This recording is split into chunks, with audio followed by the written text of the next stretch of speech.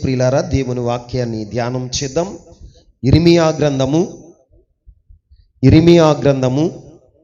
20వ అధ్యాయము 7వ వచనాన్ని ధ్యానం చేద్దాం.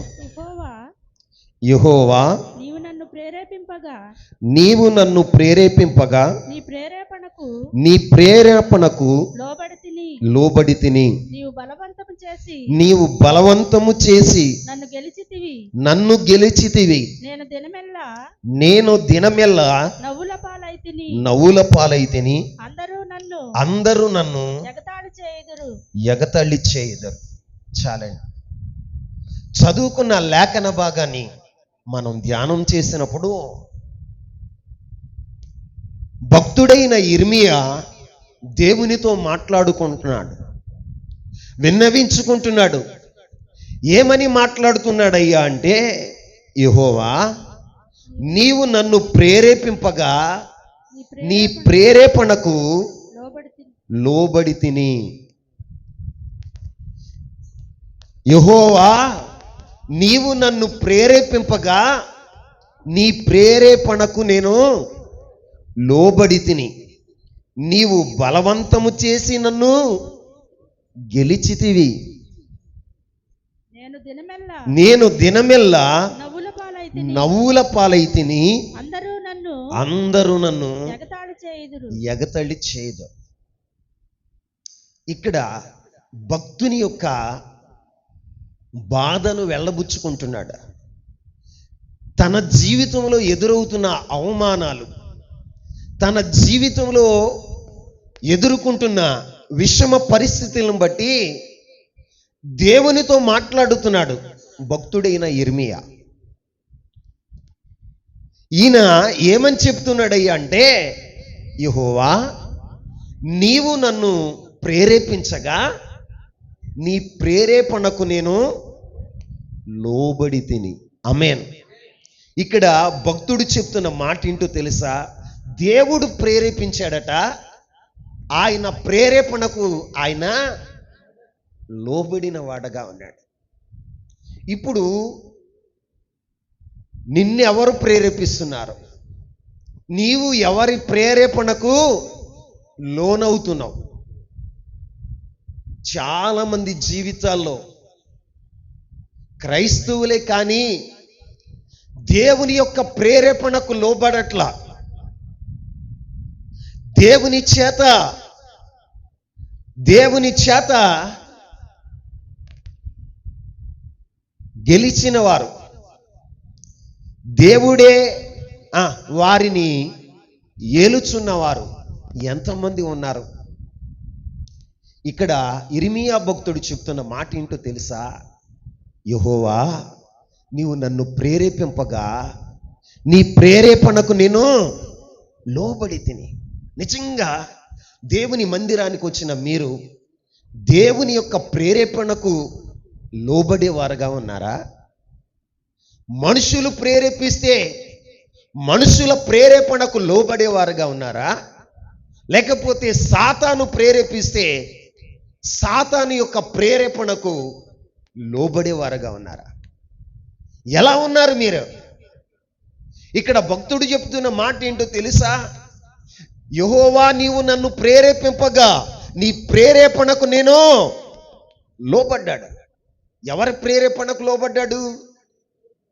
దేవుని ప్రేరేపణకు లోబడ్డాడు. మరి ఈ రోజున నీవు దేవుని ప్రేరేపణకు నువ్వు లోబడుతున్నావా? నీ కుటుంబము దేవుని ప్రేరేపణకు లోబడుతుందా? దేవుడు ప్రేరేపిస్తే ఏ విషయాల్లో ప్రేరేపిస్తాడో కొన్ని మాటలు మీకు చెప్తాను. దానికి ముందు సాతాను ప్రేరేపిస్తే సాతాను యొక్క ప్రేరేపణకు లోబడిన వారు ఎలా ఉంటారో ముందు మీకు తెలియచేస్తా. దేవుడు ప్రేరేపిస్తే దేవుని ప్రేరేపణకు లోబడిన వారి జీవితం ఎలా ఉంటుందో, సాతాను ప్రేరేపిస్తే సాతాను యొక్క ప్రేరేపణకు లోబడిన వారి జీవితం ఎలా ఉంటుందో, ఈ రెండిటి మధ్యన ఉన్న వ్యత్యాసాన్ని మీకు తెలియచేస్తా. మొదట ఒక వ్యక్తిని సాతాను ప్రేరేపిస్తే ఎలా ఉంటుంది, వాని యొక్క జీవితం ఎలా ఉంటుందో కొన్ని కొన్ని మాటలు మనం తెలుసుకుందాం.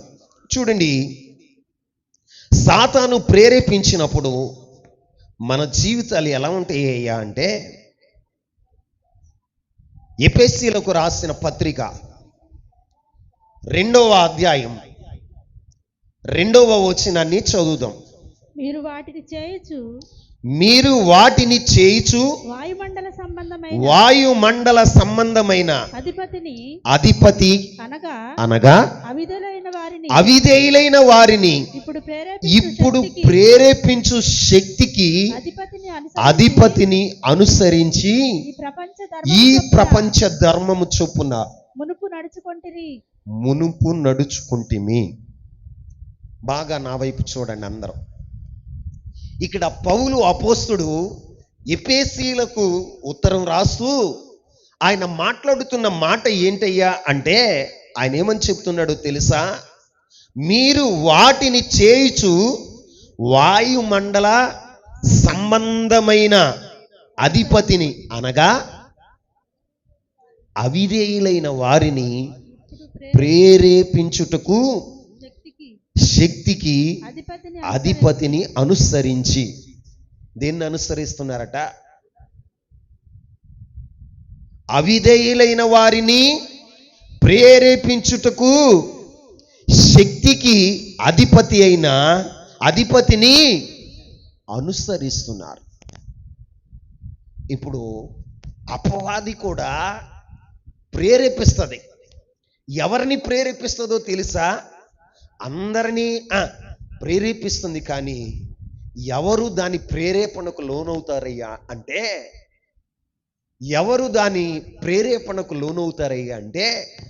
అవిధేయులైన వారు. ఎవరండి చెప్పండి? దేవుని వాక్యానికి, దేవునికి, దైవజనుడికి, కుటుంబ యజమానికి అవిధేయులైన వారు సాతాను యొక్క ప్రేరేపణకు లోనవుతారు. ఇప్పుడు అవిధేయులు అంటే అర్థం ఏంటో తెలుసా? అర్థం ఏంటయ్యా అంటే, భర్త ఒక మాట చెప్పాడు,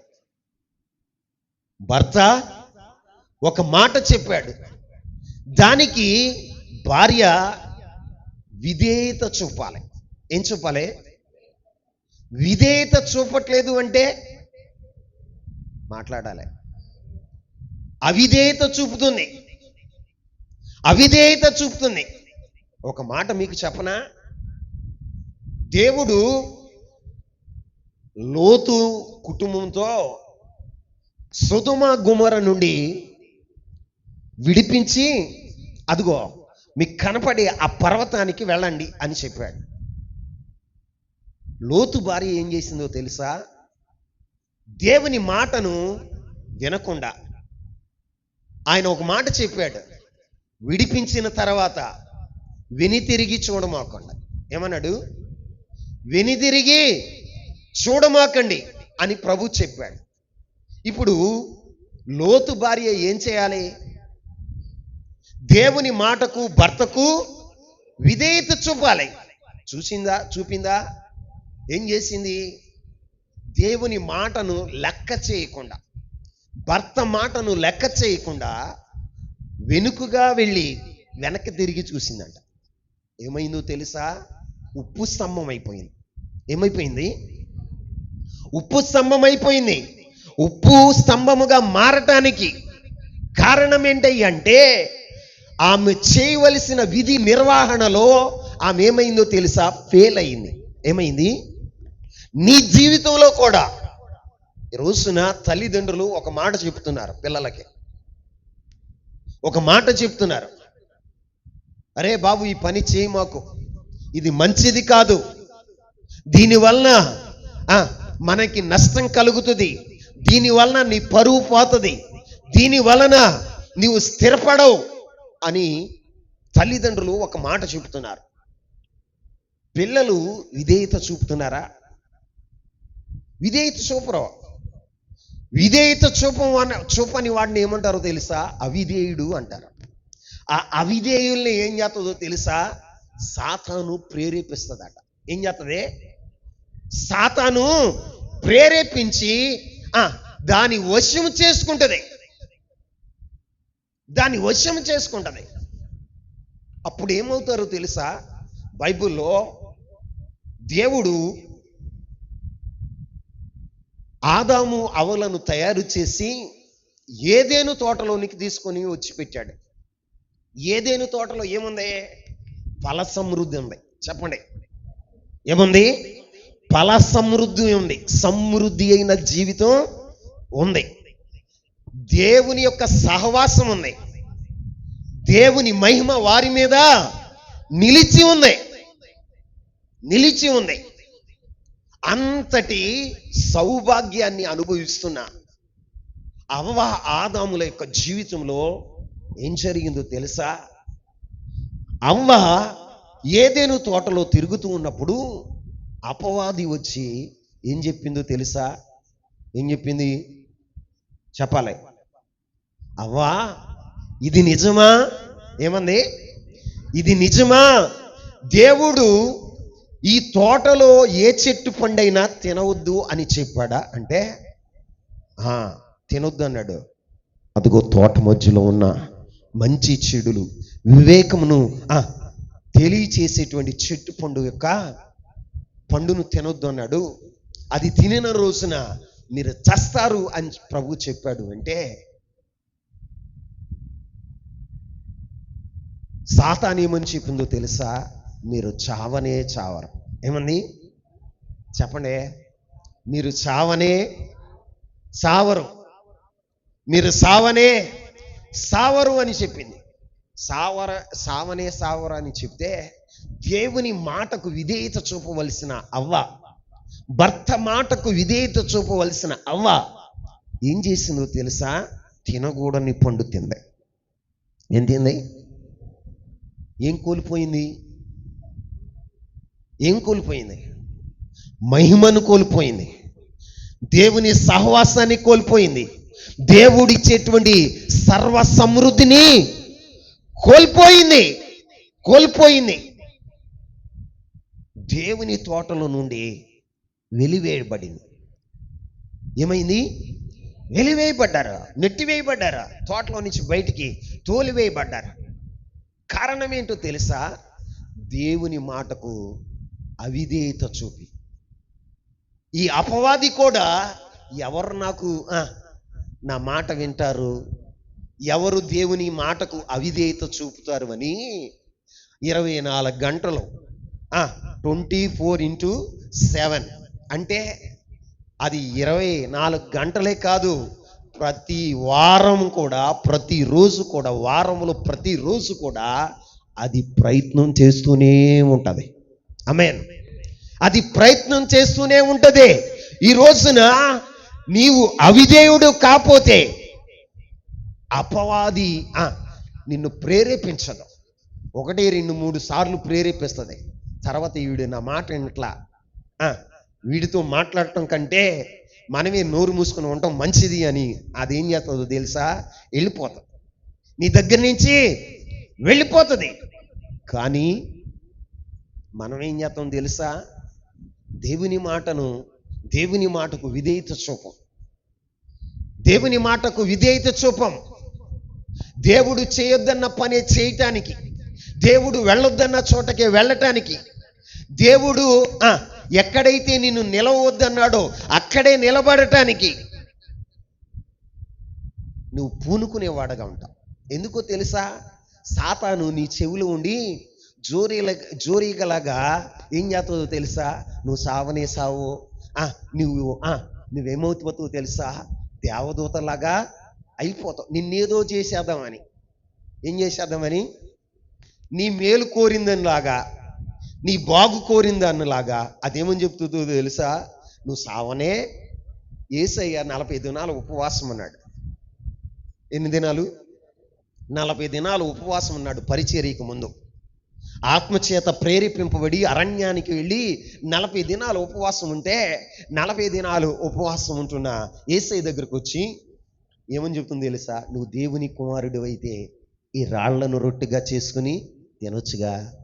ఏమంటుంది? రాళ్లను రొట్టెగా చేసుకుని నీవు తినొచ్చుగా, ఎందుకు ఆకలితో అలమటిస్తున్నావు అంటే ప్రభు అంటాడు, దేవుడు రొట్టె వలన కాదు కానీ దేవుని నోటి నుండి వచ్చే ప్రతి మాట వలన బ్రతుకుతాడు, జీవిస్తాడు అని అపవాదికి చెప్పింది. ఇంకొకసారి ప్రయత్నం చేసింది. ఏం చేసింది? ఇంకొకసారి ప్రయత్నం చేసి ఎత్తైన శిఖరం మీదకి తీసుకువెళ్ళి, నువ్వు దేవుని కుమారుడు అయితే ఇక్కడి నుంచి కిందకి దూకి నీ దైవత్వాన్ని రుజువు చేసుకో. సాతాను నిన్ను ఎలా ప్రేరేపిస్తుందో తెలుసా? నీ బాగు కోరేదానిలాగానే, అమ్మా నువ్వు ఇట్లా ఉన్నావు, నేను చూడలేకపోతున్నా. ఎట్లా ఉన్నావు? మాట్లాడరే. అన్నం తినకుండా నువ్వు ఉపవాసం ఉంటావు, నీ మొహం పీక్కుపోయింది, నీరసం వచ్చేసింది. నువ్వేం చెయ్యాలో తెలుసా? ఈ రాళ్లను రొట్టెలుగా చేసుకుని తిను. అదేమని చెప్తుందో తెలుసా? నీ బాగు కోరుకున్న దానిలాగా చెప్తుంది. మనం ఏం చేస్తున్నాం? సైతాన్ ఎలా అవుతుంది? మాట్లాడరే. ఎట్లా అవుతుంది? నీ దగ్గరికి ఎలా అవుతుంది? నీ స్నేహితుడుగాను, నీ బంధువుగాను, నీ ఇరుగు పొరుగుగాను నీ దగ్గరకు వస్తుంది. వచ్చి చెప్తుంది, అమ్మా బుజ్జా, నువ్వు ఉపవాసాలు ఉండటం వలన బాగా నీరసం అయిపోయి బుజ్జా, అసలు నువ్వు ఎట్టున్నావో తెలుసా? లంకనాలు చేసిన దానిలాగా ఉన్నావు. ఎట్లాగున్నావు? లంకనాలు చేసిన దానిలాగా ఉన్నావు బుజ్జా. ఎందుకు నువ్వు చేయమాకు మనీ భోజనం చేయి. నువ్వు భోజనం చేసినప్పుడు ఎంత అందంగా ఉన్నావు.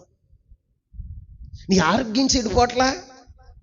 అబ్బా, నీ ఆరోగ్యం కోసం దానికి ఎంత శ్రద్ధో, నీ బాగు కోసం దానికి ఎంత శ్రద్ధో. నీ మీద శ్రద్ధ చూపిన దానిలాగా ఉంటుంది. నీ మీద సైతాన్ ఎట్టవుతుంది? సైతాన్ ఎట్టవుతుంది? మీ నాన్నకి ఆరోగ్యం బాగోలా. ఏం బాగోలా? మీ నాన్నకి ఆరోగ్యం బాగోలేదు బుజ్జా. ఎట్లా? మీ నాన్న ఆరోగ్యం బాగోవాలి. సైతాన్ మాటలు కలుపుతాం. ఎలాగో తెలుసా? మీ పిల్లల భవిష్యత్తును పాడు చేయటానికి సైతాన్ ఏం చేస్తాడో తెలుసా? నీ కుటుంబ బాగును కోరుకున్నవాడులాగా, నీ జీవిత బాగును కోరుకున్నవాడులాగా నీ దగ్గరకు వచ్చి నిన్ను ప్రేరేపిస్తాడు. అవ్వతో ఎలా ప్రేరేపించాడు? మీరు సావరు, మీరు దేవదూతలు అయిపోతారు, దేవుడు స్వార్థపరుడు అని చెప్పగానే దేవుని మాటకు అవిధేయత చూపింది. ఏం చూపిందండి? అవిధేయత చూపి శాపగ్రస్తురాలైపోయింది. జాగ్రత్త, జాగ్రత్త. అపవాది నిన్ను ప్రేరేపిస్తే నువ్వు అపవాది ప్రేరేపణకు అవిధేయుడు, అపవాది యొక్క ప్రేరేపణకు లోబడిన వాడవైతే దేవుని మాటకు నువ్వు అవిధేయుడు అవుతావు. దేవుని వాక్యానికి నువ్వు అవిధేయుడు అవుతావు.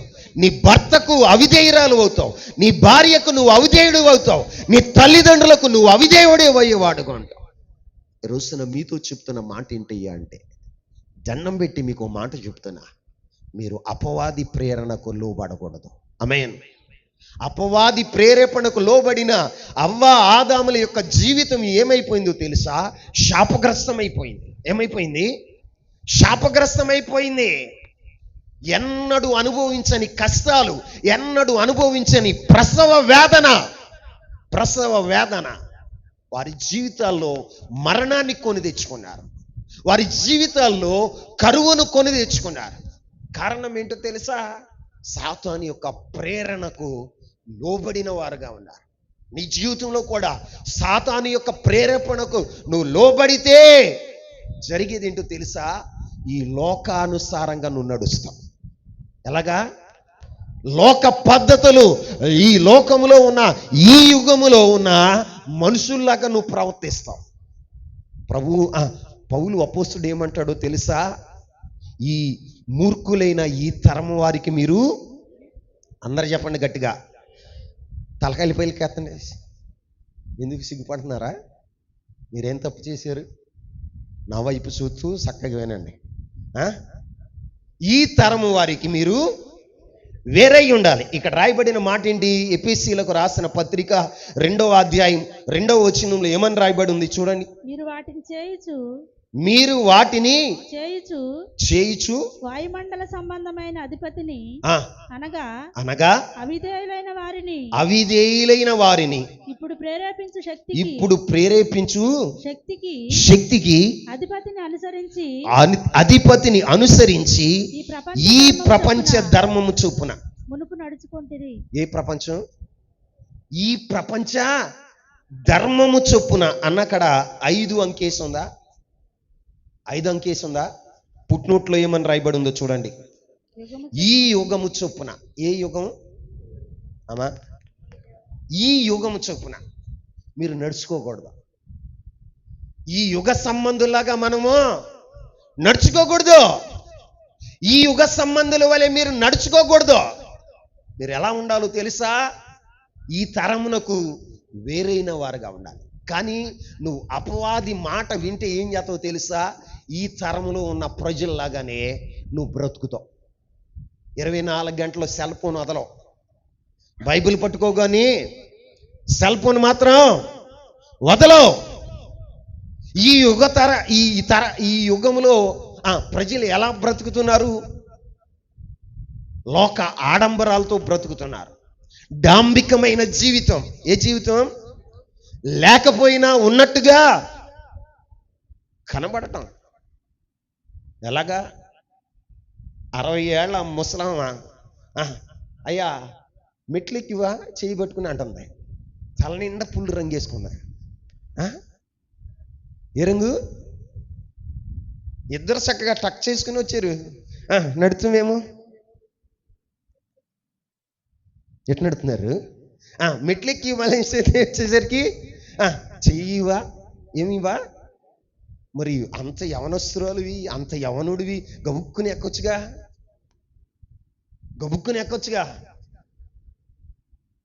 ఎక్కటానికి ఏమి లేదు, శక్తి లేదు. మళ్ళీ మేకపోతు డాంబికం. ఏ డాంబికం? మేకపోతు డాంబికం.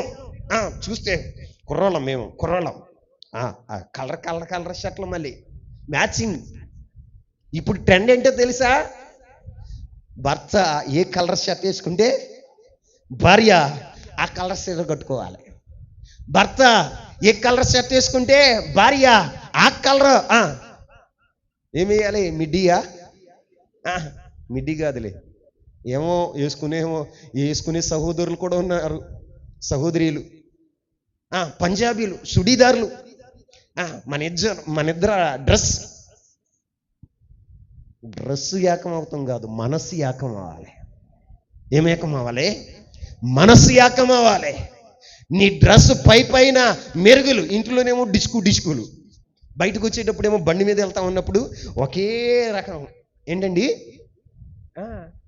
వీళ్ళు ఎంత అన్యోన్య సహవాసం కలిగి ఉన్నారు, ఎంత ప్రేమగా ఉంటున్నారు అని జనాలు అనుకోవటానికి. కానీ ఇంట్లో మాత్రం అంతా యుద్ధమే, అంతర్యుద్ధం. ఏ యుద్ధం చెప్పండి? పైకి మాత్రం మేకపోతూ డాంబికం. ప్రియులారా, ఈ ప్రపంచ ధర్మం చొప్పున మీరు నడవద్దు. మీరు సాతాను యొక్క ప్రేరేపణలో మీరుంటే, ఇక్కడ పౌలు అపోస్తుడు చెప్తున్నాడు ఎఫెసీ సంఘంతో, ఈ ప్రపంచ ధర్మం చొప్పున నడుచుకుంటారు. ఈ ప్రపంచ ధర్మం చొప్పున నడుచుకుంటావు. లోక పద్ధతులు, లోక ఆచారాలు, లోక సంబంధమైనటువంటి ఇచ్చలతో నువ్వు బ్రతుకుతావు. దేవుని పిల్లలు దేవుని ప్రేరేపణకు లోబడితే ఈ తరమునకు వేరే ఉంటారు. ఎలాగో తెలుసా? ఒక ప్రత్యేకమైన జీవితం. ఏ జీవితం? ప్రత్యేకమైన జీవితం అంటే అన్నదమ్ములతో మాట్లాడొద్దని కాదు, ఇరుగు పొరుగు వారితో మాట్లాడొద్దని కాదు. ఈ రోజున కొంతమంది ప్రత్యేకం. ఏంటి వీళ్ళ ప్రత్యేకం? నీసుకొంపు వేసుకుని నీసుకొంపు వస్తూ ఉంటావు, ఎదటోళ్ళు వస్తే ఇల్లంతా కడిగేసుకుంటావు. ఏమేం చేత ఇల్లంతా కడిగేసుకుంటావు. నువ్వే శుభ్రంగా వండుకునే దానిలాగా, ఇంకెవరో వండుకునేలాగా. చెల్లి కూర వేసితే తిండో అన్నయ్య, వదిన తిందో, తమ్ముడు తిండో. ఒరే అబ్బాయి, దేవుడు ప్రత్యేకంగా ఉండమన్నది దేంట్లో? లోక సంబంధమైన విషయాల్లో. ఐక్యత ఎక్కడ ఉంటుందో ఆశీర్వాదం అక్కడ, శాశ్వత జీవం అక్కడ ఉండాలని దేవుడు చెప్పాడు. అన్నదమ్ములు కుటుంబం అంటే అందరు కలిసి ఉండాలి. అంతేగాని మేము స్పెషల్ అని తల్లిదండ్రుల్ని అన్నదమ్ముల్ని వేరుపరిచి వేరుగా ఉండటం కాదు. ఓ మా తల్లి ఉంది, నాకు తెలిసిన తల్లి, ఒక తల్లి. వాళ్ళ ఆయన ఉద్యోగం చేసి డబ్బులు తీసుకొస్తే జీతం డబ్బులు, ఆ డబ్బులను కూడా పంపు దగ్గర కడుగుతుంది. ఏం కడుగుతుంది చెప్పండి? నిజమే, వాస్తవమే. నేను సొల్లు కౌరులేమని చెప్పట్లా, వాస్తవమే ఇది. అది కాదు ప్రత్యేకత అంటే. ప్రతిష్టతలో ప్రత్యేకంగా ఉండాలి, వైరాగ్యం కలిగి ప్రభు కొరకు బ్రతకటంలో ఈ తరము వారికి నువ్వు వేరై ఉండాలి. ఈ తరము వారందరూ ఆడుతూ పాడుతూ ఇష్టానుసారంగా బ్రతికితే నువ్వు దేవుని కొరకు ప్రత్యేకించబడిన వాడుగా ఉండాలి. చూడండి, ఇశ్రాయేలు ప్రజలు ఐగుప్తును విడిచి కనాను దేశం వెళుతూ ఉన్నప్పుడు వారు ఒక ప్రాంతానికి వచ్చారు. ఒక ప్రాంతానికి వచ్చిన తర్వాత మోషేని దేవుడు పిలిచాడు. మోషే, నీవు ఈ కొండకి రా, ఈ పర్వతం మీదకి రా అని ప్రభు చెప్తే, మోషే దేవుని మాట ప్రకారం ఇశ్రాయేలు ప్రజలను పాలెంలో విడిచిపెట్టేసి ఆయన మోరియా పర్వతం ఎక్కాడు. ఏ పర్వతం? క్షమించండి, మోరియా పర్వతమేనా? ఆ పర్వతం ఎక్కాడు. ఆ పర్వతం మీద సీనాయి పర్వతం, క్షమించండి, ఏ పర్వతం? సీనాయి పర్వతం ఎక్కాడు. ప్రభుతో ముఖాముఖిగా మాట్లాడుతున్నాడు. దేవునితో ముఖాముఖిగా మాట్లాడుతూ ఇశ్రాయేలు ప్రజలు నడవలసిన పద్ధతి, నడవలసిన విధానం, 10 ఆజ్ఞలు దేవుడు మోషే చేతులకు అప్పగించి 40 దినాలు 40 రాత్రులు ముఖాముఖిగా మాట్లాడుతూ ఇశ్రాయేలీల యొక్క జీవితాల గురించి మాట్లాడుతున్నాడు. కింద ఉన్న ఇశ్రాయేలు ప్రజలు ఏం చేశారో తెలుసా? దూడను చేసుకుని, ఏం చేసుకుని దూడను చేసుకుని పండగ చేసుకుంటున్నారు. ఏం చేసుకుంటున్నారు? అప్పుడు మోషే దిగొచ్చి కోపంగా ఆవేశంగా, రే దేవుని పక్షాన ఉన్నవారు నా యొద్దకు రండ్రా అన్నాడు. ఇశ్రాయేలు 12 గోత్రాల్లో లేవి గోత్రం దైవజనుడైన మోషే మాట విని ప్రత్యేకించబడ్డారు. ఏం చేయబడ్డారు చెప్పండి? ప్రత్యేకించబడ్డారు. రక్త సంబంధికుల్లో నుంచి, అన్నదమ్ముల్లో నుంచి ప్రత్యేకించబడి సపరేట్గా బ్రతికారు. వారిని దేవుడు ఏం చేశాడో తెలుసా? యాజకులుగా చేశాడు. ఎలా చేశాడు? ఈ రోజున నీవు కూడా రాజులైన యాజక సమూహంలో చేరాలి అంటే ఈ లోక పద్ధతులు, ఈ ప్రపంచ పద్ధతులను నువ్వు పక్కన పెట్టి దేవుని చిత్తాన్ని నువ్వు జరిగించిన వాడుగా ఉంటే నీవు ప్రత్యేకంగా ఉన్నట్లు. ఆమేన్. ప్రత్యేకంగా ఉన్నట్లు. అంతేగాని అందరితో మేము ప్రార్థనకి వెళ్తానే ఉంటాం, పసుపులు వేసుకుంటానే ఉంటాం, ప్రార్థనకి వెళ్తానే ఉంటాం, తోరణాలు కడతాం, ప్రార్థనకి వెళ్తానే ఉంటాం, పండగలు చేస్తాం. ఏం చేస్తాం చెప్పండి? ప్రార్థనలకు వెళ్తాం, ముహూర్తాలు చూపించుకుంటాం. నీవు ఈ ప్రపంచ ధర్మం చొప్పున నడుచుకుంటే సైతాను ప్రేరేపణకు లోనవుతున్నావు అని గుర్తించుకోమని ప్రభు పేట మనవి చేస్తున్నా. రెండవ మాట, మరి ఇట్లా వివరిస్తూ ఉంటే ఈ ఒక పాయింట్లోనే ఆగిపోద్ది మొత్తం. రెండవ పాయింట్, అపుస్తుల కార్యాలు 5వ అధ్యాయం 3వ వచనం. అప్పుడు పేతురు అననీయ, ఈ భూమి వెలలో కొంత దాచుకొని పరిశుద్ధాత్మను మోసపుచ్చుటకు సాతాను ఎందుకు నీ హృదయమును ప్రేరేపించును. ఇక్కడ అననీయ సప్ఫీరాలతో పేతురు భక్తుడు మాట్లాడుతున్నాడు. ఎవరితో చెప్పాలి? గట్టిగా మాట్లాడండి మీరు. అననీయ సప్ఫీరాలతో పేతురు భక్తుడు మాట్లాడుతున్నాడు. ఏమంటున్నాడు తెలుసా? అననీయ, నీ భూమి వెలలో కొంత దాచుకుని పరిశుద్ధాత్మను మోసపుచ్చుటకు సాతాను ఎందుకు నిన్ను హృదయములో ప్రేరేపించాను. నువ్వు సాతాను ప్రేరణకు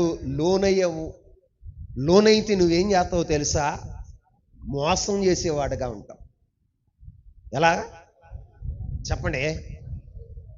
ఎవరిని మోసం చేస్తావు? మొదట దేవుణ్ణి మోసం చేస్తాం, పరిశుద్ధాత్మని మోసం చేస్తాం. తర్వాత ఎవరిని మోసం చేస్తావు? దైవ సేవకుని మోసం చేస్తావు. తర్వాత ఎవరు మోసం చేస్తావు? నీ ఇంటి యజమాన్ని మోసం చేస్తావు. తర్వాత ఎవరిని మోసం చేస్తావు? నిన్ను కన్నా తల్లిదండ్రులను మోసం చేసేదానిగా, మోసం చేసేవాడుగా నీవు ఉంటావు. ఇక్కడ అననీయ సప్ఫీరాలతో దైవజనుడైన పేతురు గారు మాట్లాడుతున్నాడు.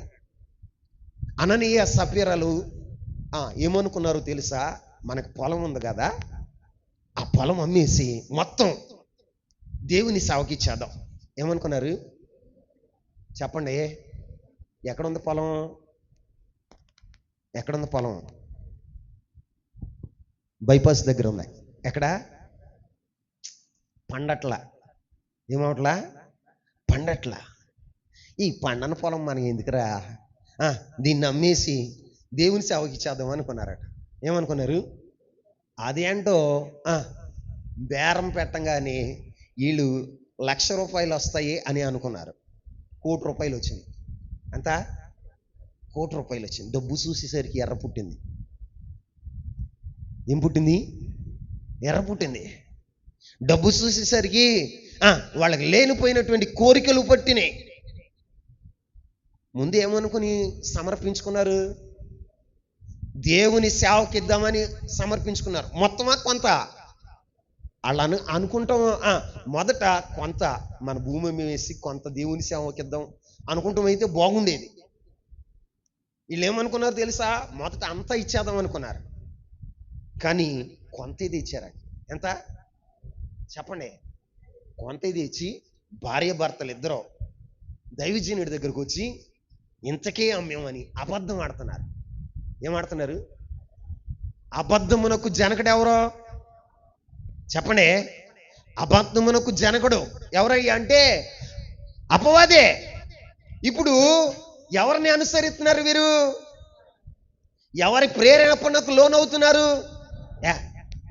సేవకుడు చూసాడా ఏంటి? ఆయన ఎక్కడో సత్రంపాడులో ఉంటాడు, నువ్వేం కోరేపల్లిలో ఉంటావు. ఆయన చూసాడా? ఆయన చూసాడా నువ్వు పొలం ఎంత కమ్మేవో? ఆయన చూసాడా నువ్వు నెలకెంత సంపాదిస్తున్నావో? భుజా ఎంత కొంత ఈ దశంభాగం అనే పేరు మీద ఒక 500 ఇచ్చి ఎంత చెప్పవా? మాట్లాడండి. ఎలక్కాయ పడిందా? ఇది వాస్తవం. ఎలక్కాయ పడితే నాకెందుకు, తాటికాయ పడితే నాకెందుకు? ఏనండి జాగ్రత్త.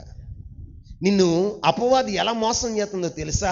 నీ కష్టార్జితంలో దేవుడు 10వ భాగమే ఇమ్మన్నాడు. ఏమన్నాడు? ఇమ్మన్నాడు. నేనేమనలా, దేవుడు ఇమ్మన్నాడు. ఎవరమ్మన్నారు? దేవుడు నువ్వు ఆశీర్వదించబడినట్లుగా ఇదిగో నీ కష్టార్జితంలో నీ 10వ భాగం దేవుని సన్నిధికి రావాలి. ఎక్కడికి రావాలి? కొంతమంది ఏం చేస్తారు తెలుసా? సంపాదించేది 30,000 సంపాదిస్తారు. 30,000లో 10వ భాగం ఎంత చెప్పండి? మరి తెస్తున్నారా? తెత్తి ఈ మందిరం పెట్టక ఉంటుందా? ఈ పాటికి స్లాబ్ వేసుకోండి. ఏం వేసుకోండి చెప్పండి? స్లాబ్ వేసుకోండి. ఇంకా విస్తరించేది. సైతాన్ని మిమ్మల్ని ఏం చేస్తుందో తెలుసా? మోసపరుస్తుంది. ఏం చేస్తుంది? నువ్వు ఆశీర్వదించబడకుండా అది ఏం చెప్తుందో తెలుసా?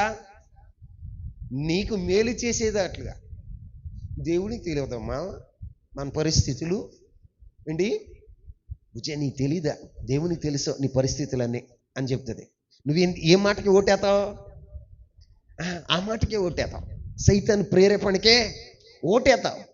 అప్పుడే నీ యొక్క ఆశీర్వాదాన్ని కోల్పోతున్నావు. ఈ అననీయ సపీరాలు కూడా ఏం చేశారయ్యంటే అపవాది ప్రేరేపించిందంట వారి హృదయంలో మోసపుచ్చటానికి, అబద్ధం ఆడటానికి. ఈ రోజున అపవాది ప్రేరేపించినప్పుడు చేసే పనులు ఏంటి అంటే అబద్ధాలు ఆడతారు. ఇంకేం చేస్తారో తెలుసా? దేవుని సన్నిధిలో కూడా మోసం చేస్తూ ఉంటారు. ఏం చేస్తారు? దశమ భాగం తేరా 100 రూపాయలు ఎంత చెప్పండి, ఎంత? నువ్వు 30,000 సంపాదితం ఏంటి, దేవుని సన్నిధికి 100 రూపాయలు లేవటం? మోసం చేస్తున్నావా లేకపోతే దేవుని ఎదుట యథార్థ హృదయం కలిగి ఉన్నావా? చెప్పండి.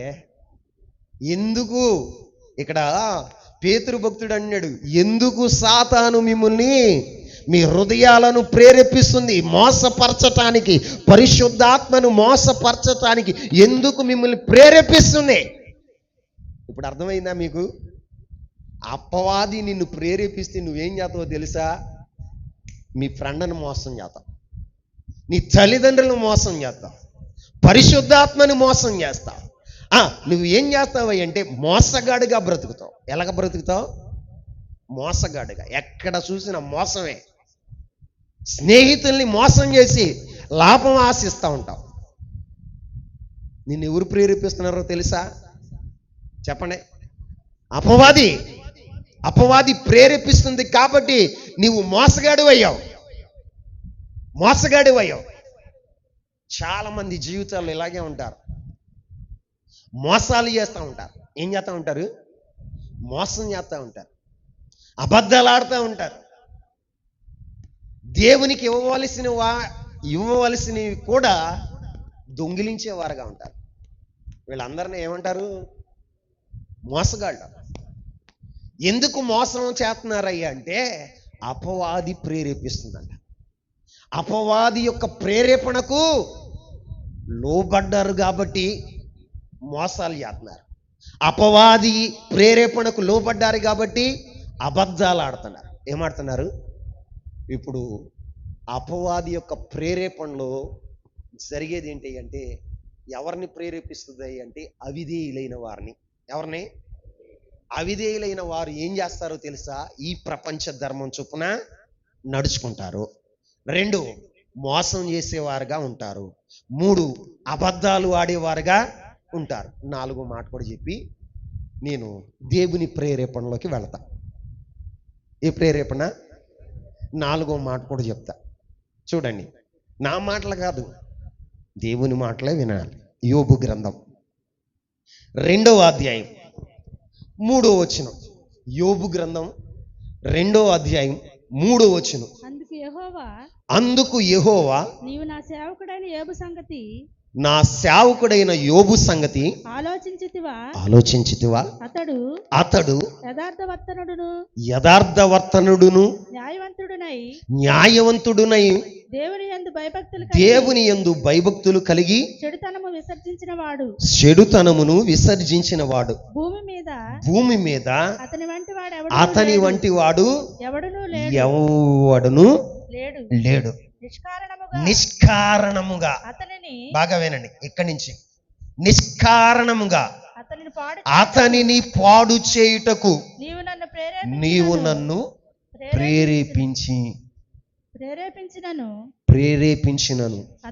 అతడు ఇంకను తన యథార్థతను వదలక నిలకడగా ఉన్నాడు. అపవాది ప్రేరేపిస్తే ఏం జరుగుతుందో తెలుసా? నిష్కారణంగా ఒక వ్యక్తిని పాడు చేసేస్తాం. చెప్పండి, ఏం చేస్తావు? ఒక వ్యక్తిని పాడు చేసేస్తావు.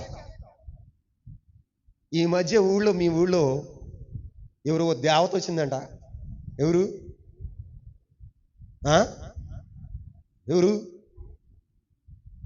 శ్మశానాల దగ్గర ఒక విధవరాలు, ఒక ఆమె ఇల్లు కట్టుకుంది. నాకు తెలిసి దాన్ని ఆ, మోసం చేసి నిష్కారణంగా ఆమెను పాడు చేసి ఇల్లుని తీపిచ్చారా? మాట్లాడరా? మిమ్మల్ని ఏమంటలా, అంటే నన్నే అంటారు ఊరోళ్ళు. తీపిచ్చారా లేదా? ఏంటి?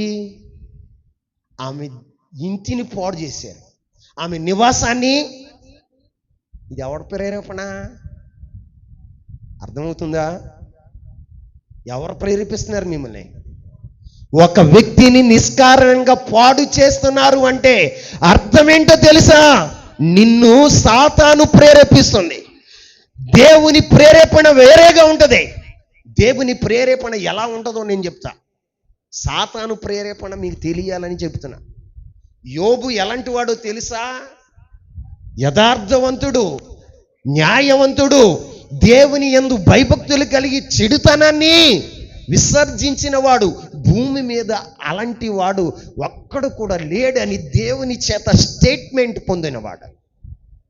అలాంటి వాడిని పాడు చేయటానికి దేవుణ్ణి ప్రేరేపించిందంట. ఎవరిని? ఆయన చుట్టూ ఉన్న కంచె నువ్వు తీసే, ఒక్కసారి నువ్వు తీసేతే యోబు నీ కళ్ళ ముందే నిన్ను నిందించి నీకు దూరం అయిపోతాడని చెప్పి. యోబు అంతరంగాన్ని ఎరిగిన ప్రభు, యోబు యొక్క అంతరంగాన్ని ఎరిగిన ప్రభు, తన ఫ్యూచర్ ఎరిగిన దేవుడు ఏం చేశాడు తెలుసా? తీసేసాడు. ఏం చేశాడు? కంచె తీసేసాడు. ఏం చేసిందో తెలుసా? యోబు 10 మంది పిల్లల్ని చంపేసింది. ఏం చేసింది? ఇల్లు కుప్పకూలిపోయింది. కుప్పకూలిపోతే, సుడిగాలి చేత కుప్పకూలిపోతే 10 మంది పిల్లలు అక్కడికక్కడే చచ్చిపోయారా?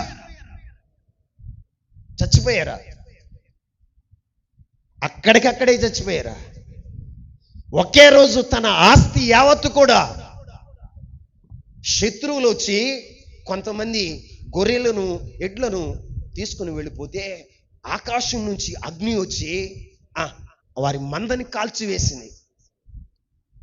యోబు జీవితంలో ఏమీ లేదు, నిస్సహాయకుడుగా నిలబడిపోయాడు. ఎలా నిలబడిపోయాడు? సర్వం కోల్పోయిన వాడుగా ఉన్నాడు. ఒక ఊజు దేశం అంతట్లో యథార్థవంతుడు, తూర్పు దిక్కంతట్లో గొప్పవాడు, ఒకే ఒక్క దినంలో మొత్తం కోల్పోయాడు. కారణం ఏంటో తెలుసా? సాతాను యొక్క ప్రేరేపణ. ఏ ప్రేరేపణ? సాతాను ఏం చేద్దే? నిన్ను పాడు చేద్దే, నీ కుటుంబాన్ని పాడు చేద్దే, నీ భక్తిని పాడు చేద్దే, నీ విశ్వాసాన్ని పాడు చేద్దే, దేవుని మీద ఉన్న సరళతను పాడు చేస్తుంది, దేవునితో ఉన్న సత్సంబంధాన్ని పాడు చేసేదిగా ఉంది. ఇప్పుడు నిన్ను సాతాను ప్రేరేపిస్తుందంటే నీ పక్కవాడి ఇంటిని నువ్వు ఎందుకు పాడు చేస్తావు? సాతాను నిన్ను ప్రేరేపిస్తుంది కాబట్టే పక్కవాడి ఇంటిని పాడు చేస్తున్నావు. నీకు భార్య ఉండగా ఇంకొకడు భార్య ఇంకా చూస్తున్నావు అంటే నిన్ను ఎవరు ప్రేరేపిస్తున్నారు? ఎవరు ప్రేరేపిస్తున్నారు? సైతాను. వాడు పచ్చగా ఉన్న వాడి సంసారాన్ని నాశనం చేయటానికి నిన్ను ప్రేరేపిస్తుంది. నువ్వేం చేస్తున్నావు తెలుసా? సాతాను ప్రేరణకు లోనై వాడి కుటుంబానికి ఎసరు పెడుతున్నావు. నిన్ను ప్రేరేపించేది మంచిది కాదు. ఏది ప్రేరేపిస్తుందో తెలుసా? ఏది ప్రేరేపిస్తుంది? అపవాది. చెప్పండి. సైతాను నిన్ను ప్రేరేపించినప్పుడు, అపవాది నిన్ను ప్రేరేపించినప్పుడు నీ జీవితంలో ఏం జరుగుతుందో తెలుసా? పాడు చేయటమే, మంచి చేయటం నీకు రాదు, మేలు చేయటం నీకు రాదు. ఒక వ్యక్తికి మేలు చేయటం నీకు రాదు. నువ్వేం చేస్తావు తెలుసా? ఒక వ్యక్తికి కీడు చేస్తావు. అరే, ఇల్లు కట్టడం ఎంత కష్టమో తెలుసా? కూల్చటం ఎంతసేపు? మాట్లాడరా? ఇల్లు కట్టి చూడు, పెళ్లి చేసి చూడు అంటారు పెద్దలు. అంటే ఇల్లు కట్టాలి అంటే ఎంతో కష్టపడాలి, అవునా కదా? దాన్ని సమకూర్చాలి, కష్టపడాలి, ప్రయాసపడాలి. ఒక వ్యక్తి ఇంటిని అది ఏం చేస్తుందో తెలుసా? పాడు చేద్ది. ఏం చేద్దే? ఒక వ్యక్తి జీవితాన్ని నువ్వు పాడు చేస్తున్నావు అంటే, నిష్కారణంగా ఒక వ్యక్తి నీ ద్వారా పాడైపోతున్నాడు అంటే కారణం ఏంటి అంటే, అపవాది నిన్ను ప్రేరేపిస్తుంది, దేవుడు కాదు నిన్ను ప్రేరేపించాడు. భక్తుడైన ఇర్మియా భక్తుడు ఏమంటున్నాడో తెలుసా? యెహోవా, నీవు నన్ను ప్రేరేపించగా నీ ప్రేరణకు నేను లోబడి తిని. దేవుని ప్రేరేపణకు లోబడిన వాడు ఎలా ఉంటాడో కూడా చెప్తా, విడిచిపెట్టను. సాతాను యొక్క ప్రేరేపణ ఉన్నవాడు ఏం చేస్తాడో తెలుసా? ఒకరిని పాడు చేసేవాడుగా ఉంటాడు, ఒకరి భక్తిని పాడు చేసేవాడుగా ఉంటాడు, ఒకరి విశ్వాసాన్ని పాడు చేసేవాడుగా ఉంటాడు, ఒక కుటుంబాన్ని పాడు చేసేవాడుగా ఉంటాడు. నీతో ఉద్యోగం చేస్తున్న వాడి మీద నువ్వు సాడీలు చెప్తున్నావు అంటే అర్థం ఏంటి? అర్థం ఏంటి? నీతో కలిసి వ్యవసాయం చేస్తున్నాడు, ఆ కలిసి వ్యవసాయం చేస్తున్న వాడి మీద అధికారులకో లేకపోతే ఆ యొక్క పొలం యజమానుడికో సాడీలు చెప్తున్నావంటే అర్థం ఏంటి? వాడిని పాడు చేయాలని, వాడి అభివృద్ధిని పాడు చేయాలని, వాడి ఆశీర్వాదాన్ని పాడు చేయాలని సైతాను నిన్ను ప్రేరేపిస్తుంది, నువ్వు కాదు. ఎవరు ప్రేరేపిస్తుంది చెప్పండి? దానియేలుని పాడు చేయాలని తోటి సహచరులు, తనతో ఉద్యోగం చేస్తున్న ఉద్యోగస్తులు ఏం చేశారో తెలుసా? లేనిపోని చట్టాలు తీసుకొచ్చారు. నేను ఒక మాట చెప్తాను, వినండి బాగా, నీ హృదయంలోని తీసుకో. నువ్వు ఒక వ్యక్తిని పాడు చేయాలని గొయ్యి తీసేవంటే నువ్వు తీసిన గోతులు నువ్వే పడతావు. నువ్వు ఒక వ్యక్తిని పాడు చేయాలని ఉరికంబమని నువ్వు నిలబెట్టేవంటే ఆ ఉరికంబం మీద నువ్వే ఎక్కుతావు. బైబిల్ చెప్తుంది, నేను చెప్పట్లా. ఏం చెప్తుంది? బైబిల్ చెప్తుంది. లేనిపోయిన సొల్లు కవుర్లు నువ్వు మాట్లాడేవా, అబద్ధాలు మాట్లాడేవా, ఆ మరణం నిన్నే వెంటాడుతుందని చెప్తున్నా. ఆ మరణం నిన్నే వెంటాడుతుంది, నీ కుటుంబాన్నే వెంటాడుతుంది. సాతాను ప్రేరేపణకు నువ్వు లోనయ్యవంటే నీ నాశనాన్ని నువ్వు కొని తెచ్చుకుంటావు. ఇక్కడ అపవాది ఏం చేసిందో తెలుసా?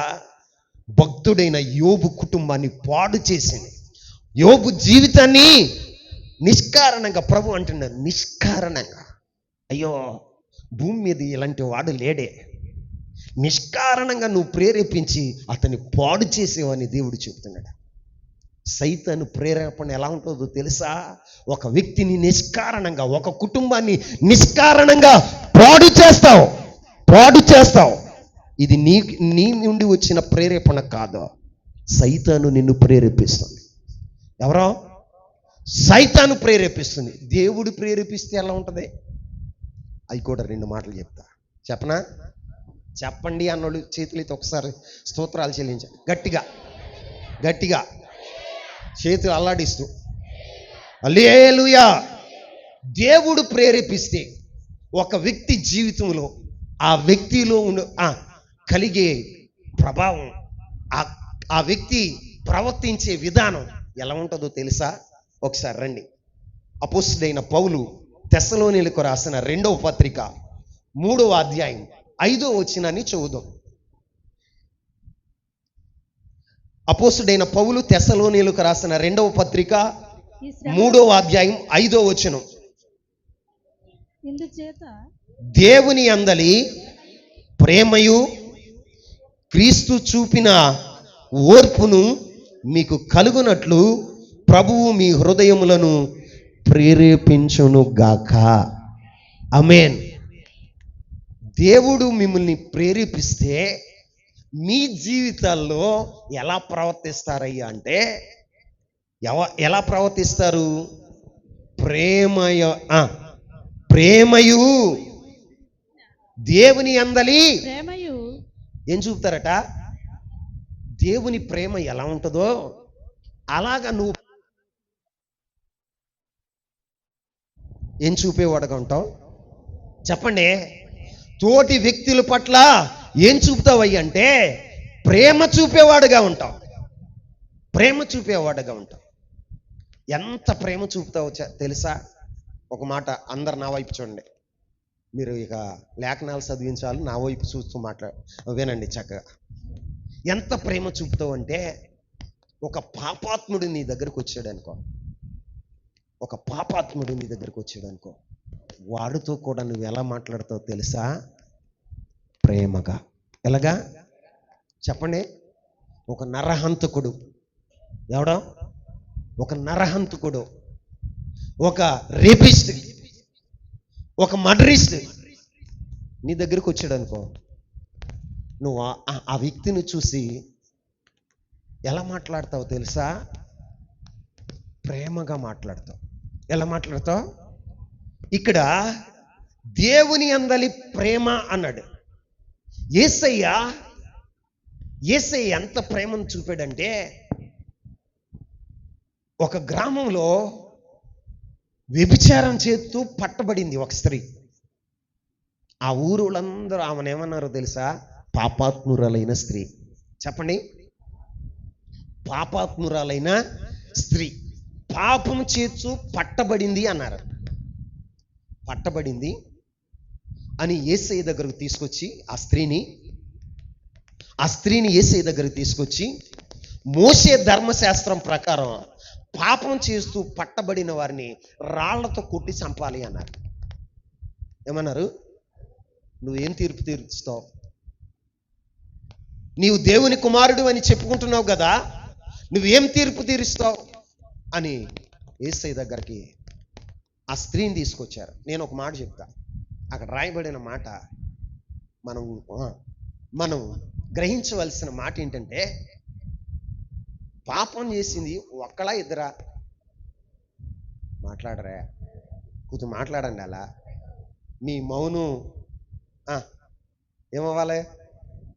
నశించునుగాక, మీ నోర్లు తెరవబడునుగాక. యెఫ్తా అనండి, ఏమవ్వాలి? తెరవబడాలి. మీ నోర్లు తెరవబడునుగాక. ఇప్పుడు పాపం చేస్తూ పట్టబడింది అన్నారు. వాళ్ళు ఎంత స్వార్థపరులు, ఎంత స్వార్థపరులు. ఇంకొక మాట చెప్పనా? ఆ పాపం చేసిన వాడు వాళ్ళకి సంబంధించిన వాడు అయ్యి ఉండొచ్చు.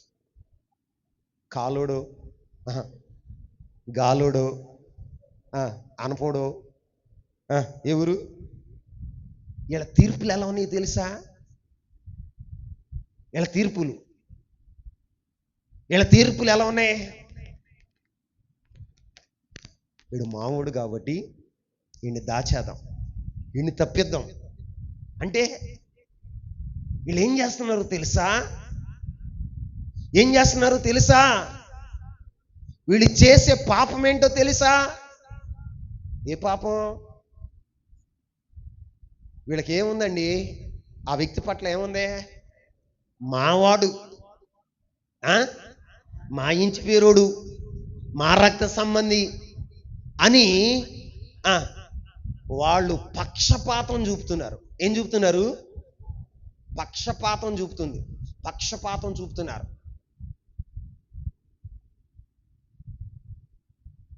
ఇంకో మాట చెప్పిన, వాళ్ళు చేసే పాపం ఏంటో? దురభిమాన పాపం. ఏ పాపం? చెప్పండి. దురభిమాన పాపం. మరి పాపం చేసినప్పుడు ఇద్దరు పట్టబడాలిగా. మాట్లాడరా?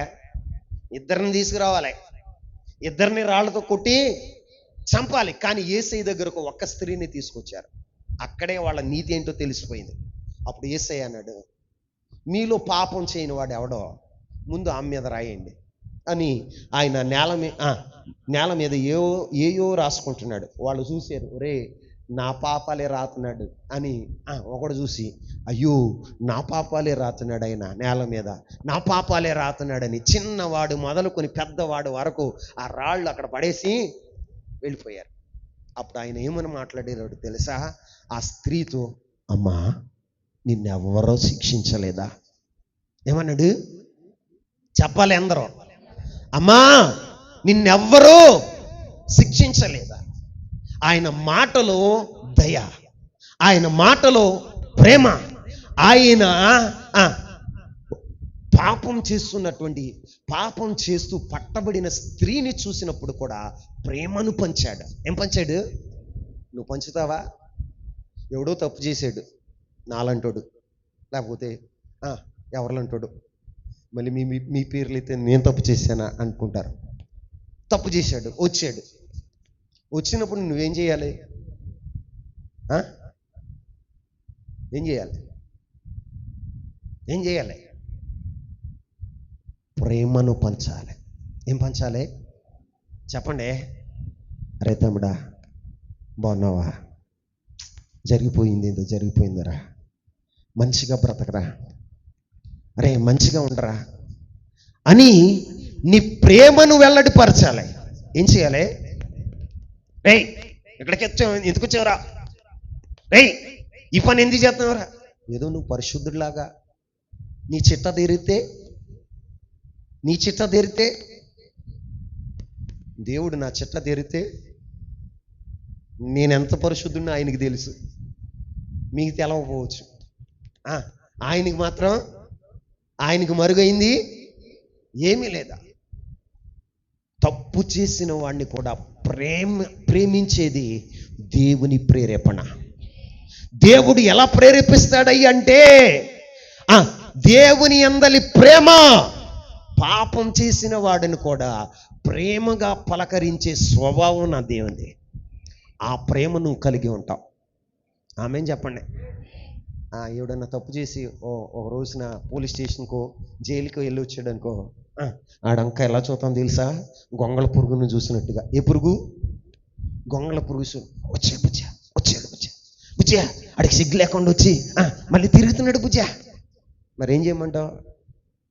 ఇంట్లో ముడుచుకుని కూర్చోమంటావా? ఇక ఆడికి తిరగటానికి స్వాతంత్రం లేదా?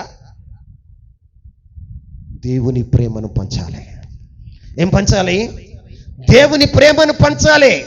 దేవుడు ఎలాంటి వాడు తెలుసా? యేసయ్య తను కొడుతుంటే, చెంపలు వాయిస్తుంటే,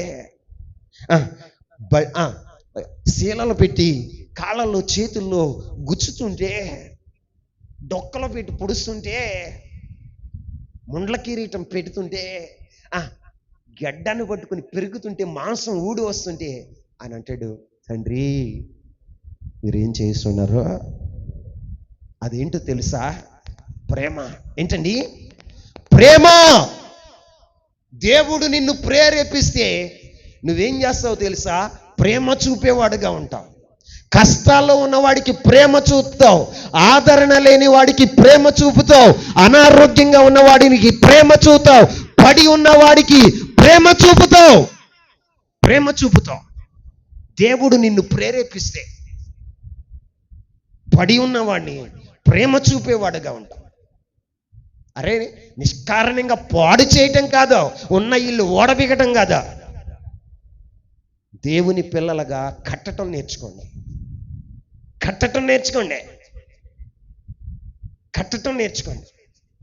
ఇంకో మాట చెప్పనా? అదే వచనంలో ఇంకో మాట ఉంది, ఓర్పు. ఏంటి? ఎంత ఓర్పు అండి ఆయనకి.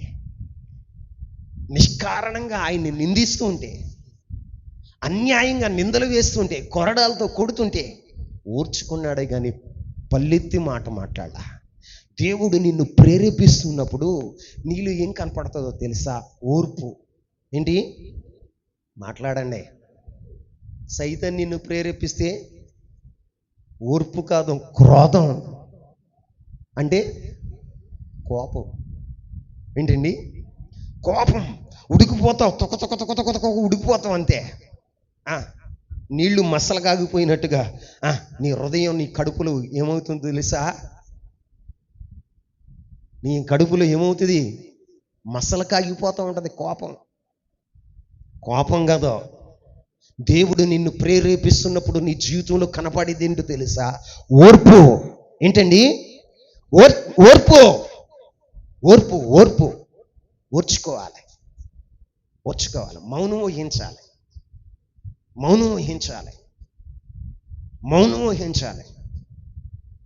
ఆ మౌనం వహిస్తున్నప్పుడు కొంతమంది ఈడి శాతగాని వాడు, ఈడి సేవలేనోడు అని కొంతమంది అనవచ్చు. కానీ దేవుడు నిన్ను ప్రేరేపిస్తున్నాడా? నీ దేవుని ప్రేరేపణకు నువ్వు లోబడినప్పుడు ఏమవుతుందో తెలుసా? ఓర్పు కలిగి ఉంటావు. ఏం కలిగి ఉంటావు? ఓర్పు కలిగి ఉంటావు. దేవుడు ఒక వ్యక్తిని ప్రేరేపిస్తున్నప్పుడు జరిగే ప్రక్రియ ఏంటో తెలుసా? ప్రేమను కనుపరుస్తాడు. దేవుడు ప్రేరేపిస్తున్నప్పుడు ఆ వ్యక్తిలో జరిగే ప్రక్రియ ఏంటో తెలుసా? ఓర్పును ఏంటండి? ఓర్పును కలగజేస్తాడు. ఓర్పును కలగజేస్తాడు. ఓర్పు ఉంటుంది. సహించేవాడుగా ఉంటాడు.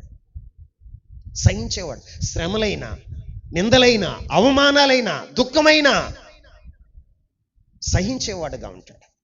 మరొక మాట చెప్తా. రోమాపత్రిక 2వ అధ్యాయం 4వ వచనం. లేదా అట్టి కార్యములు చేయవారి మీద దేవుని తీర్పు సత్యమును అనుసరించినదే అని ఎరుగుదుము. అట్టి కార్యములు చేయవారికి. రోమాపత్రిక 2:4. దేవుని అనుగ్రహము మారు మనసుకు పొందుటకు నిన్ను ప్రేరేపించుచున్నది. ఆమేన్ చెప్పండి, గట్టిగా చెప్పండి. తలనొప్పి వచ్చినోడు చెప్తామా? హల్లెలూయా. అమ్మా బాబు, నీ తలనొప్పి అవుతుందా?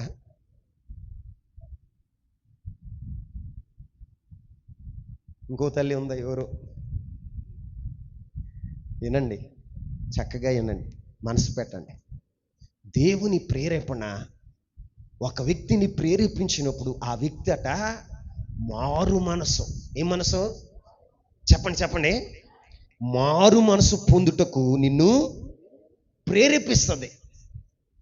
దేవుని ప్రేరేపణ నిన్ను లోకము తట్టు నుంచి, పాపము తట్టు నుంచి, సాతాను తట్టు నుంచి దేవుని తట్టు తిప్పుతుంది. అదే మారు మనసుకి నిన్ను ప్రేరేపించేదిగా ఉంటుంది. పాప జీవితం నుండి, ఇతరులను హాని కలగజేసే జీవితం నుండి, ఇతరులను పాడు చేసే స్వభావం నుండి నీకేం కలగజేస్తుందో తెలుసా? మారు మనసు. దోషకుడు, హింసకుడు, హానికరుడైన పౌలుని ప్రేరేపించింది ఏంటో తెలుసా? దేవుని ప్రేరేపణ.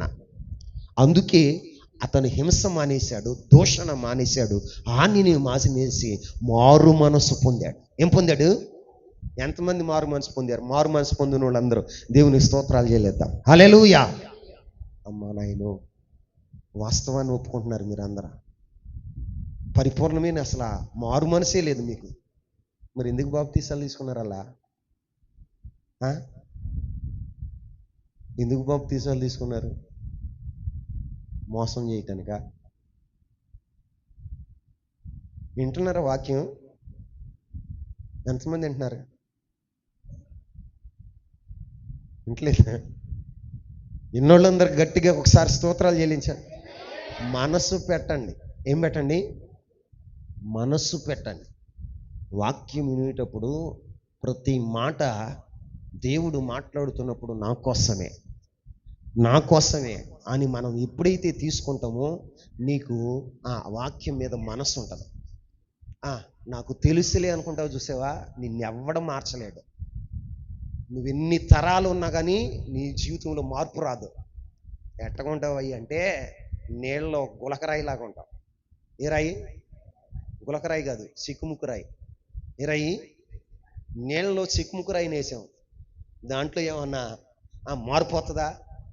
ఏమన్నా నీళ్ళు లాక్కుంటుందా? మాట్లాడరా. మెత్తబడుతుందా? రాయిని తీసి ఇంకొక చిక్కుముక్కు రాయిని తీసి కొడితే నిప్పే వస్తుంది. ఏమవుతుంది? నిప్పే వస్తుంది. మారు మనసు మీకు కలగ చేయనుగాక. దేవుడు ఒక వ్యక్తిని ప్రేరేపిస్తున్నప్పుడు ఆ వ్యక్తి యొక్క జీవితంలో మారు మనసు ఉంటుంది. ఏముంటది? మారు మనసు ఉంటుంది. మారు మనసుకు దేవుడు ప్రేరేపిస్తాడు.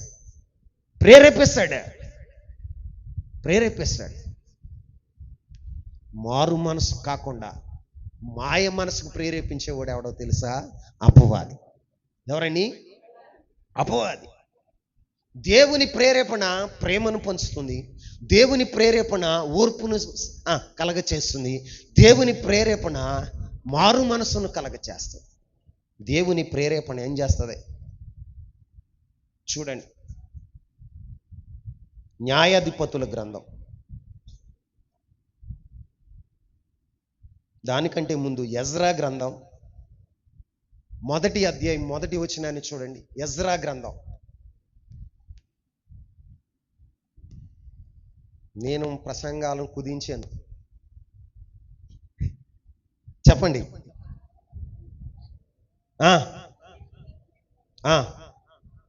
మొదటి సంవత్సరం అందు ఇర్మియా ద్వారా పలకబడిన వాక్యమును నెరవేర్చుటకై యెహోవా పారసిక దేశపు రాజైన కోరేషును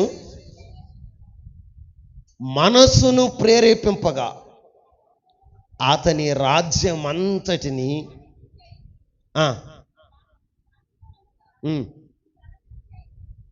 చాలండి. ఇక్కడ ఒక రాజు మనకు కనపడుతున్నాడు. అతడు ఎవరు అంటే పారసిక దేశపు రాజైన కోరేషు. చెప్పండి, పారసిక దేశపు రాజైన కోరేషు. ఆ కోరేషుని దేవుడు ప్రేరేపించాడట. ఏమనో తెలుసా? యెరూషలేములో నా మందిరాన్ని కట్టు. ఏం కట్టు? యెరూషలేములో నా మందిరాన్ని కట్టు అని ఆజ్ఞాపించాడట. మనస్సు ప్రేరేపిస్తే దేవుని ప్రేరేపణకు లోబడ్డాడు. వెంటనే తన దేశంలో ప్రకటన చేశాడు. వ్రాతపూర్వకంగా ఒక చట్టాన్ని తీసుకొని వచ్చాడు. ఇదిగో, ఇప్పుడు వరకు బబులోన్లో 70 సంవత్సరాలుగా ఉన్న ప్రజలందరూ మీరు మీ పట్టణమైన యెరూషలేమునకు వెళ్ళిపోవచ్చు. ఆ యెరూషలేములో దేవుని మందిరాన్ని మీరు కట్టుకోవచ్చు. ఇదిగో, ఆ మందిరాన్ని కట్టండి అని నేనే ఆజ్ఞాపిస్తున్నాను అని కోరేషు మహారాజు దేవుని యొక్క ప్రేరేపణకు లోబడ్డాడు. ఈ కోరేషు ఎవరో తెలుసా? అన్యజనుడు. ఎవరో అన్యజనుడై ఉండి దేవుని యొక్క ప్రేరేపణకు లోబడ్డాడు. ఎవరి ప్రేరేపణకు? క్రైస్తవుడు అయి ఉండి దేవుని ప్రేరేపణకు లోబడుతున్నావా? క్రైస్తవుడు అయి ఉండి దేవుని ప్రేరేపణకు లోబడుతున్నావా? సర్వశక్తి గల దేవుణ్ణి ఆరాధిస్తున్నానని చెప్తూ, జీవం కలిగిన దేవుని ఆరాధిస్తున్నానని చెప్తూ ఆయన ప్రేరేపణకు లోబడుతున్నావా? ఆయన ప్రేరణకు లోబడితే నువ్వు మందిరాన్ని కడతావు. దీన్ని మందిరం అంటే ఏంటి? నీ దేహమే దేవుని ఆలయం. నీ జీవితాన్ని, నీ దేహాన్ని దేవుని మందిరంగా నువ్వు కట్టుతావు, పరిశుద్ధంగా ఉంచుతావు. ఒక అన్యజనుడు కట్టాడండి మందిరాన్ని, కట్టడానికి పూనుకున్నాడు. దేవుని ప్రేరేపణకు లోబడిన వాడుగా ఉన్నాడు. మరి నీవు లోబడుతున్నావా? నువ్వు లోబడుతున్నావా? దైవికమైన భయం గుండెల్లో ఉందా? క్రైస్తవుడివే శరీరాన్ని అపవిత్రపరుచుకుంటా ఉంటావు. త్రాగుడు చేత, వ్యభిచారం చేత, జోదం చేత, చేయకూడని అసహ్యమైన కార్యాలు చేస్తూ దేవుని నివాస స్థలమైన నీ దేహాన్ని పాడు చేసుకుంటున్నావు. అరే, ఒక అన్యజనుడు దేవాలయాన్ని కడుతుంటే క్రైస్తవుడిగా నువ్వేం చేయాలి? దేవుని ప్రేరేపణకు లోబడుతున్నావా? పరిశుద్ధంగా నీ యొక్క దేహాన్ని ఉంచుకుంటున్నావా? మందిరానికి వెళ్తావు, వంకర పనులే.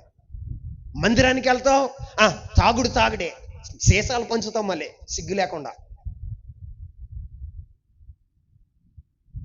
దేవుని వాక్యం చెబుతుంది. ఏం చెప్తుందో తెలుసా? అన్యజనుడు దేవుని ప్రేరేపణకు లోబడ్డాడు. నువ్వు లోబడుతున్నావా? హృదయంలోనికి తీసుకోండి ఈ మాటలు. ఎవరినో విమర్శించాలని చెప్పట్లా, నువ్వు మారు మనసు పొందాలన్న ఉద్దేశంతో చెప్తున్నాను. ఆమేన్. దేవుని మహిమ నీ మీద ప్రకాశించాలన్న ఒక ఉన్నతమైన ఉద్దేశంతో చెప్తున్నాను ఈ మాటలు. నీ మీద కోపం కాదు, నీ మీద ద్వేషం కాదు, దేవుని హృదయంలో ఉన్న అంతరంగంలో వేదన చూస్తూ మాట్లాడుతున్న ఈ మాటలు. ఆయన హృదయంలో ఉన్న వేదన. అరే, అన్ని జనులు నా ప్రేరేపణకు లోనవుతున్నారే, నా పిల్లలని నా పేరు పెట్టుకున్నవారు వీరిలో లోపడట్లేదు అని దేవుడు అంతరంగంలో శోభిల్తున్నాడండి.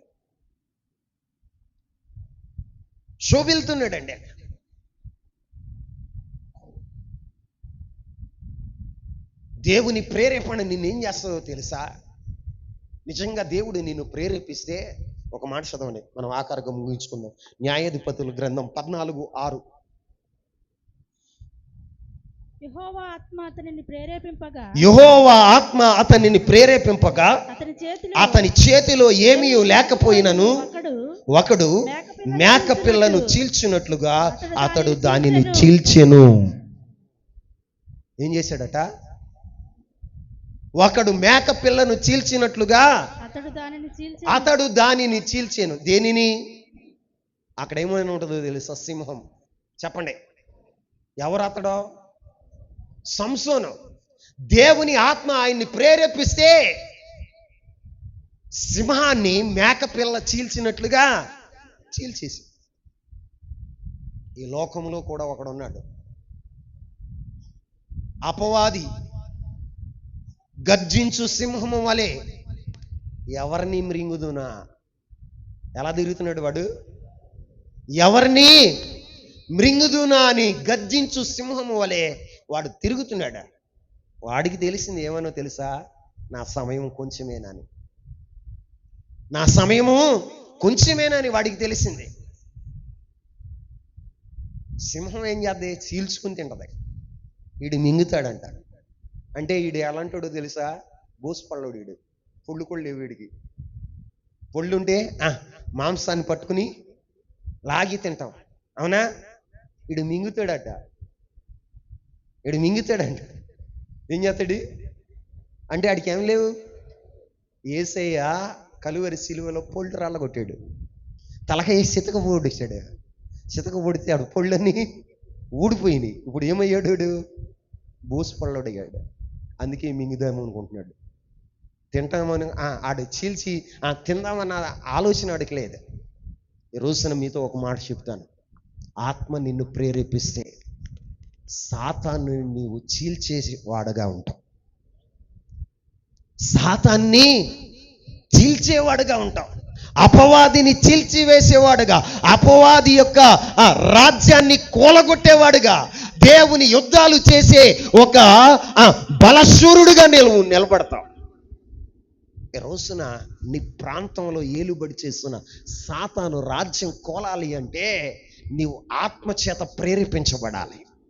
నీవు బలశూరుడుగా నిలబడాలి, ప్రార్థన యోధుడుగా నిలబడాలి, దేవుని యుద్ధాలు చేసే ఒక సైనికుడుగా నువ్వు నిలబడినప్పుడు సాతాన్ని నువ్వేం చేయగలుగుతావు తెలుసా? మేక పిల్లను చీల్చినట్టుగా. ఎట్లా? మేక పిల్లను చీల్చినట్లుగా నువ్వు చీల్చివేయగలుగుతావు. సాతాను నీ గ్రామంలో ఊరేగుతుందంటే కారణం ఏంటో తెలుసా? నువ్వు చేతగాని వాడులాగా ప్రార్థన చేయకుండా, చేయవలసిన పని చేయకుండా నీ విధి నిర్వహణలో సోమరిపోతుగా ఉంటున్నావు. నువ్వు దేవుని ఆత్మచేత నింపబడిన వాడవైతే సాతాన్ని ఏం చేస్తావు తెలుసా? చీల్చివేస్తావు. ఏం చేస్తావు?